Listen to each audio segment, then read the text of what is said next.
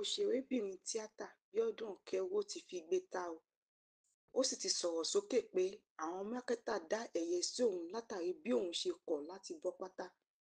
Òṣèrébìnrin tó rẹwà tí ó sì ní àwọn àmúyẹ níwájú àtẹ̀yìn fi kún ọ̀rọ̀ rẹ̀ pé àwọn mákẹ́tà sọ fún àwọn pòdúsà pé kí wọ́n má ṣe lo òun nínú eré mọ́, débi wípé wọ́n yọ àwòrán orí òun kúrò nínú pósítà eré tí òun ti kópa ribiribi.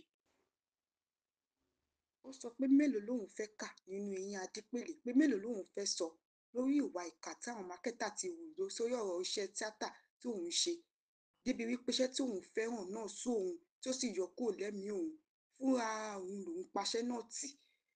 Ó wá sọ pé ọ̀rọ̀ pọ̀ nínú ìwé kọ́bọ̀ lórí ìṣẹ̀lẹ̀ náà àti pé gbogbo wọn ló máa gba ìdájọ́ lọ́wọ́ Ọlọ́run. Òun dúpẹ́ lọ́wọ́ Ọlọ́run pé ayé òun ti dá, Ọlọ́run sì ti bùkún fún òun.